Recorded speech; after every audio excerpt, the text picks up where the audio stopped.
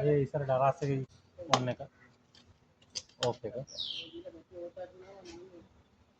On එකේදී යතර ගැලවෙන්නේ off එකේදී ගැලවෙන්නේ handle lock එකට හැන්ඩල් එක වම් පැත්තේ ගේරෝල්ට ගෙනිච්ච ප්‍රෙස් කළා වමට හරි හැන්ඩල් එක අන්ලොක් කරන්නේ ප්‍රෙස් කළා දකුණට සීට් එක අරින්නේ ප්‍රෙස් කරන්නේ නැතුව වමට හරි ඔන් එකේදී ඔන් කරපුවම පදින්න බෑ මේ කී අකුරක් තියෙන පාකින් එකේ මෙතන තියෙන බටන් එක මේක එකපාරක් ප්‍රෙස් වුණාම පාකින් අයින් වෙනවා ඊට පස්සේ ඇක්සලරේට් කළාම රන් වෙනවා හැබැයි සයිඩ් ස්ටෑන්ඩ් ගහලා තිබුණා පාකින් අයින් කරලා රන් වෙන්නේ මේ කෝෂන් ඉන්ඩිකේෂන් එකක් පෙන්නන මෙතන බ්‍රේක් එක අතු පාටේ ඒක පෙන්නනවා ස්ටෑන්ඩ් එක ගහලා තිබුණොත් ඒක තිබුණොත් ඇක්සලරේට් වෙන්නේ නැහැ ඊළඟ එක බ්‍රේක් එක බ්‍රේක් මොක හරි අල්ලලා තිබුණොත් ඒත් ඇක්සලරේට් වෙන්නේ නැහැ මේක ඉන්ඩිකේට් වෙනවා නම් ඇක්සලරේට් වෙන්නේ නැහැ බ්‍රේක් ෆ්‍රී තියෙනවා ස්ටෑන්ඩ් එක අකුල්ලා තියෙනවා ඊළඟට ස්පීඩ් ලෙවල් තුනක් තියෙනවා මේක ස්විච් එක එකේදී 35යි දෙකේදී 45යි තුනේදී 55යි වේගය. ඔය එකේ තියාගෙන ගියොත් ඊට වඩා වැඩි ස්පීඩ් එකේ යවෙන්නෙම නැහැ හරි ඒක ලිමිට් එකක් තියෙන්නේ එකේ තියලා ස්ටාර්ට් ගත්තොත් ස්මූත් දෙකේ ටිකක් පවර් එක වැඩි තුනේ තව වැඩි හරි මේක තියෙන්නේ මෙහෙම පැදගෙන යන ගමන් ගියර් එක වැඩි කරන්න ඕනේ වැඩි කරද්දී ගියර් එක වැඩි කරද්දී ඇක්සලරේටර් පොඩ්ඩක් අඩු කරලා වැඩි කරන්න නැත්නම් අර වගේ තේරෙනවා මේ දැන් තුන්වෙනි එකේ පැදගෙන ගිහිල්ලා එකපාරට නේ ට්‍රැෆික් එක නැවැත්තුවොත් ඔයාලට අතහුරු මදි නම් එකට දාගන්න නැත්නම් හුරු නම් අවුලක් නැහැ ගන්න පුළුවන් හරි මේකේ ඇක්සලරේටරේ මෙතන කියන්නේ ස්ටොප් පොයින්ට් එක මෙතනදී ස්ටාර්ට් ගන්න පොඩි ෆ්‍රී ඒරියා එකක් තියෙන්නේ මෙතනදී ගත්තට පස්සේ ඊටර ටික අල්ලන්න පව එක වැඩි හරි ඊළඟට පාකින් එකට මෙහා පැත්තෙන් තියෙන මේක ප්‍රෙස් කරගෙනම ඇක්සලරේට් කරොත් ඉවස් වෙනවා මේ ආර අකුර ඉන්ඩිකේට් වෙන්නේ ඒක ප්‍රෙස් කරගෙන ඉන්න වෙලාවට අතහැරියාම ආයෙ ෆෝවර්ඩ් එකේ හෙඩ් ලයිට් වලට එනවනම් පැදලා ගියාම පාක් ලයිට් විතරයි තව එකක් ගියාම හෙඩ් ලයිට් අර බිස්සිය දිහා බලන්න මෙතන තියෙන හෙඩ් ලයිට් ස්විච් එක එනවනේ ඕන් එක සිග්නල් අර මේ එකම බටන් එක තමයි හෙඩ් වෙන්නේ නේ. ඒක ප්‍රෙස් කරන්න තියෙන්නේ සිග්නල්ස් නැද ටෝක් හරි පොඩි දෙයක්. එකේම ලොන්ග් ඩිස්ටන්ස් රන් කරන්න ප්‍රශ්න නැහැ. ප්‍රශ්න නැහැ. අර ගියර් චේන්ජ් එකක් අවශ්‍ය නැහැ නේ. නෑ සීට් එක හරියාම මෙතන තියෙන බ්‍රේක් එක මේක ඕවර්ලෝඩ් ෂෝට් සර්කිට් ඇක්සිඩන්ට් ලොකු ඉම්පැක්ට් එකක් ඒ වගේ වැඩි අනි මේක විතර ඕෆ් වෙන කෑල්ලක් නෙමෙයි ඒක අපි මුකුත් කරන්න දෙයක් නැහැ. ඕක ඔන්න එකේ තියෙනවා බැරි වෙලා හරි ඕෆ් නැත්තම් මුකුත් නෑ හරි බයිසිකලේ පවර් අප් වෙන්නේ නැත්නම් ඉතින් බලන්න ඕනේ කොට දැන් උදාහරණයකට කඩේකට ගිහිල්ලා පාර්සලයක් දාලා ඉවරලා යන්න නැගලා බයිසිකලේට වාඩි වෙලා වතුර දැම්මට පස්සේ ඔන්න වෙලා ඕෆ් වුණොත් හිතා ගන්න පාර්සලේ වැදිලා කියලා හරි. මොකද එහෙම වෙච්ච වෙලාවල් තියෙනවා මේක අතින් පන්නන්නේ ඒ වේගෙන් පනින්නේ ඕෆ් වෙන පැත්තට අනිත් පැත්තට ගන්න තද පැත්තට තමයි ඔන්නේ මේක ඕෆ් කරන්නේ මේක ඔන්න එකේ තියෙනවා අවශ්‍ය වෙලාවට ඕෆ් හැබැයි ඔයගොල්ලෝ ගමනක් යනවා ඉලෙක්ට්‍රිකල් ලයිටම් එක නෙමෙයි ඕෆ් කරලා කමන්න හරි රිමෝට් එක බටන්ස් හතරක් තියෙනවා අන්ලොක් එක ලොක් එක පවර් එක සයිරන් එක කණෙන් අහගන්න අන්ලොක් එකට විසිල් දෙකයි ලොක් එකට එකයි මේ ෆන්ක්ෂන් මොනවා ඇක්ටිව් වුණත් අන්ලොක් එකෙන් අයින් වෙනවා බයිසිකලේ හෙලවුණොත් අර කවුරු හරි අල්ල කරන්නේ නැතුව හරි කෑ ගහනවා රෝදි වදිනවා ගෙනියන්න දෙන්නේ දැනෙන්න හෙලෙන්නත් ඕනේ අල්ල කරොත් එහෙම වැඩ කරනවා හරි අල්ල කරන්න බෑ කොහෙටවත් බ්‍රේක් කළා වගේ ඉන්නේ ඒක මේ කියන්නේ අපිටවත් බෑ. එහෙම අන්ලොක් කරන්න ඕනේ අන්ලොක් කරන්න ඕන. රිමෝට් එකෙන් ලොක් කරපු බයිසිකලේ යතුරු දාලා යන්න දෙන්නේ නැහැ පාකින් අයින් වුණත් ඇක්ටිවේට් වෙන්නේ නැහැ අන්ලොක් කරන්න ඕනේ පවර් එක මේක ඩබල් ක්ලික් වුණොත් 1යි 2යි බයිසිකලේ ඔන් වෙනවා මේ ටික සාක්කුව දාගෙන පැදලා යන්න පුළුවන් මේ පාකින් එක අයින් කරලා ලයිට් දාන්න කරන්න පුළුවන් ඔක්කොම පුළුවන් සීට් එක අරින්න බෑ සීට් එක අරින්න රිමෝට් එකෙන් බෑ මෙකැනිකල් යතුරෙන් විතරයි රිමෝට් එකෙන් ඔන් කරලා යතුරෙන් ඕෆ් වෙන්නේ ඒක වෙනම සිස්ටම් එකක් අන්ලොක් එකෙන් තමයි ඕෆ් වෙන්නේ හරිද රිමෝට් එකේ ෆන්ක්ෂන් එකක් දැන් ලොක් එක ඇක්ටිව් කරලා තියෙන වෙලාවක යතුරු කටේ දාලා අන්ලොක් එපුවා කියලා ඔන්න අයින් වෙන්නේ නැහැ යතුරු අයින් කරන්න ඕනේ මෙතන තියෙන සයිරන් එක පාකින් එකක නැවැත්තුවොත් බයිසිකලේ තියෙන්නේ කොහෙද කියලා හොයාගන්න විතරයි. කෑ ගහලා නතර වෙනවා. හරි. මේක එකපාරක් ප්‍රෙස් වුණොත් පව එකපාරක් ප්‍රෙස් වුණොත් ඩබල් ක්ලික් නොවි බයිසිකලේ සයිලන්ට් ලොක් වෙනවා. උසාවියක් ගාව හරි දාලා තියන්න පුළුවන් මේ අර ඉලෙක්ට්‍රොනික ලොක් එක කෑ ගහන්නේ නැහැ. ගෙනියන්න බෑ කාට. මියුට් වෙලා වැඩිගෙන. හරි. පැයකට දාලා තිබුණා ලයිටුත් පත් වෙනවා හෙලෙච්ච. දැන් මේ ෆන්ක්ෂන් එකේ මෙහෙම ප්‍රශ්නයක් තියෙනවා. මේක සාක්කුවේ තියෙද්දි එකපාරක් මේක එබිලා තිබුණා.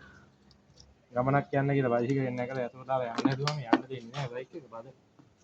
හරි. පාකින් අයින් කරලා ඇක්සලරේට් කළාවත් යන්න බෑ. හරි. එතකොට යතර ඕෆ් කරලා අරන් අන්ලොක් කරා. පැහැදිලිද?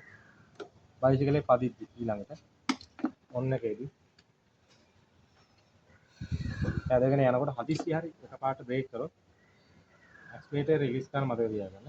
ඇක්සලරේටර් මෙහෙම මේ අල්ලා හිටිය ගන්න තියාගෙන ඉඳලා බ්‍රේක් අතහැරියොත් ඒ දීලා තිබ්බ සිග්නල් එකට ටිකක් කරලා. ඕක ඕන වෙනවා මේ වගේ වෙලාවල. ලොකු කන්දක් තියෙනවා කියන්නේ. කන්දක මැද බ්‍රේක් කරලා නවත්ත ගත්තොත් ඩබල් දාලා හිටියොත් එහෙම දැන් ඉස්සරහට ගන්න විදියක් නැතුව පිටිපස්සට අදිනවා වගේ නම් බරට බ්‍රේක් එක අල්ලගත්තා හුරු එක. ඇක්සලරේටර් ටිකක් දුන්නා රිලීස් කරා. බයික් බැලන්ස් එක ගන්න ඕනේ. මොකද බ්‍රේක් කරන හැම වෙලාවකම මෝටරේ පවර් ඔෆ් කරලා තියෙනවා. බ්‍රේක් ලයිට් පත්තු වෙද්දිම මෝටරේට කරන්ට් සප්ලයි එක නවත්තනවා. හැබැයි ඇක්සලරේටර් අල්ලගෙන හිටියොත් යම් ගානකට ඒ ගානට මෝටරේට සිග්නල් එක දෙන්න බලන් ඉන්නේ බ්‍රේක් අතාරින්න. හරි? චාර්ජර් එක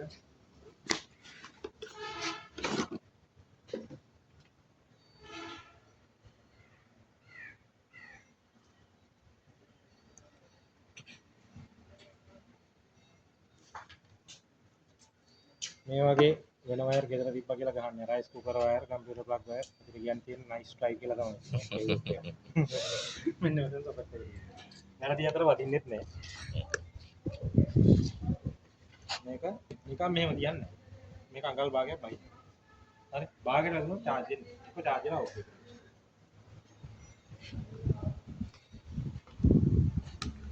ඔක අපිට charge නෑ. වෙද්දි ලයිට් දෙකම රතු පාටයි. ෆෑන් එකක් දුවනවා.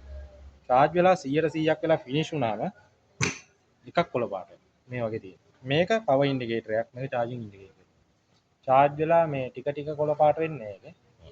199 දී රතු. එක පාටම තමයි කොළ පාට වෙන්නේ. charger එක ගලවද්දි මෙතනින් අල්ලලා ගලවනවා වයර් එකෙන් මෙහින් අල්ලලා දින්න එපා. අර කැඩෙනවා. එකක්. අනිත් එක තමයි charger එක තෙමෙන තැන් වල තියන්න එපා වැඩි කොට වල. මේ ෆෑන් එකෙන් ඇතුළට බුලන්න. ඇතුළට ඩස්ට් එක යන්න පුළුවන්. අනිත් එක charger එක ගාපුවම ෆෑන් එක වැඩද කියලා පොඩ්ඩක් බලන්න. සමහරවල් කුරුමිනි එහෙම රින්ග් එකක් තියෙනවා. 8ක් 10ක් වගේ ටයිම් එකක්. ටෙම්පරේචර් එක අනුව බැටරිය බහලා තියෙන ප්‍රමාණය අනුව වෙනස් වෙනවා. බැටරි එක charge කරද්දී charging cycle ගන්නක් තියෙනවා බැටරිය. එතකොට බැටරිය නිස්කාරණය charge කරන්න එපා. කඩේ ගිහින් එකයි ටවුමට ගිහින් එකයි charge වෙදීදී ගලවගෙන යන්න ඒව කරන්න එපා. රැය එළි වෙනකන් charge එකක් දාන්න. full charge වුණාට පස්සේ සම්පූර්ණ දුවලා.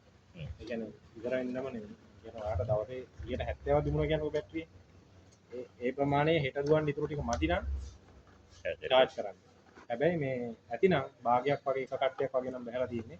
මේ charge කරන්න අවශ්‍යතාවයක් නැතිනම් charge කරන්න එපා. මොකද charging වාර ගන්න පරිස්සම් කර ගන්න ඕනේ එකක්.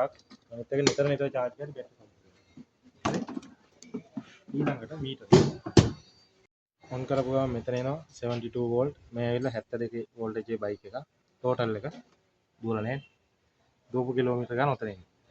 එතකොට මේකේ පෙන්නනවා එර ඉන්ඩිකේටර්ස් එකක් අරන් පෙන්නන්න. මේ තියෙන ටෝටල් ෆේල් එක. ඔය වගේ වෙලාවක පාකින් අයින් කරයි කියලා මෙතන රෙඩි කියන එක එන්නේ. මේක ඇවිල්ලා දුවන්න සුළු තත්ත්වයක් නෑ. ටෝටල් එක ෆේල් වෙලා කියලා. ඒක වෙන්න පුළුවන් බයිසිකලේ මේ පැත්තට පෙරලිලා හෝ මෙහෙන් ඇවිල්ලා මොනවා හරි වැදිලා මේකේ ඉන්ටර්නල් කම්පොනන්ට් මොනවා හරි ඩැමේජ් වුණොත් පාරේ දුවන්න සුළු නැත්තම් ෆේල්. තව එන්න පුළුවන් ඉන්ඩිකේටර්ස් M අකුර මෝටරේ ECU කියන්නේ එන්ජින් කන්ට්‍රෝල් යුනිට් එක. කියන්නේ ඉලෙක්ට්‍රොනික මෙතන තියෙන මෝටර් කන්ට්‍රෝල් එක. මේක බ්‍රේක් ඉන්ඩිකේෂන්. මේක නිතරම එන එකක්. අයි ගෙනල්ලා ඔක්කොම හරි කරලා අර තියෙන බයිසිකල් එල්ල and බ්‍රේක් හන්ද. මේක එන්න පුළුවන් ස්ටෑන්ඩ් එක භාගයට ඇකිලුවා. හරි. ඕකට මේ රෙඩි කියන එක අයින් වෙන්නේ නැහැ. හරි. මේක පොඩ්ඩක් බලන්න බයිසිකලේ ඇක්සලරේට් කරාට දුවන්නේ නැත්නම් ඉස්සෙල්ලම බලන්න මෙතන මේක ඉන්ඩිකේට් කරනවා එකක් ස්ටෑන්ඩ් එක භාගයට ඇකින්න කෙරවල පොසිෂන් එකට ගිහින්නේ ඊළඟ එක අවුරුද්දකින් දෙකකින් වගේ වෙන්න පුළුවන් දේ බ්‍රේක් වල සර්විස් එකක් අවශ්‍ය වෙලා මේ බ්‍රේක් පම්ප් එක හරියට රිටර්න් වෙන්න ඕනේ. ඕක එනවා නම් ඉස්සෙල්ලාම බලන්න ස්ටෑන්ඩ් එක දෙවෙනුවට බ්‍රේක් ටික මේ අතට ආපස්සට තල්ලු කරනවා. ඒ කියන්නේ අපි රිටර්න් කරලා බලන්න. ඒක මේක කියන උදාහරණයකට නිකන් මේ කොහොම කරද්දී නැතුව යනවා නම් බ්‍රේක් එක හදන්න ඕනේ කියන එක තේරුම් ගන්න ඕනේ. ඊට කලින් බ්‍රේක් එකේ ලේද තේරෙන්නේ. මේ රතු පාට එක නෙමෙයි. මේක තියෙන හැම එකම ඕවර් ටෙම්ප් එකයි මේකයි මේකට අදාළ වෙන්නේ නෙමෙයි. මීටරේ ඔක්කොටම හදන්න. ගියර් 4ක් ඉන්ඩිකේට් කරන් ගියාට 3යි මේ බයිසිකලේට තියෙන්නේ. හරි. මොන චීන ප්‍රොඩක්ෂන් යන්නේ එහෙම තමයි. ඔක්කොම කොමන් යනවා. හරි. එතකොට charging capacity එක පෙන්නනවද? මෙතන තියෙන්නේ. මේ බැටරි එකේ කට්ට එක එක කළු වෙන එක වෙන්නේ. බ්ලැන්ක් වෙනවා. මේක මේ අන්තිම කට්ටේ විතරක් පෙන්නනවා කියන්නේ. ඒකත් කිලෝමීටර් 5-10ක් වගේ දුණා බරානුව පදින විදිය. මේ පොඩ පිටර බැටරි එක ලෙඩ ඇසිඩ් මේක. මේක පැදගෙන යනකොට තමයි රියල් කැපැසිටි එක පෙන්නන්නේ. නවත්තලා දීදී කොහොමද ෆුල් වෙන්නේ. හරි. ඇක්සලරේට් කරගෙන යනකොට මේ පෙන්නනවා මේ තියෙන නියම ගාන. කියන බර වැටලා ඇක්සලරේට් වුණා. හරිද? දුවනකම් තියෙන ගාන හොයන්න බෑ. අතෑරියාම පෙන්නන්නේ නැහැ. ඇක්සලරේට් කරගෙන යද්දි තමයි තියෙන ගානට පාස්. හරි. එච්චරයි. පැදලා බලන්න.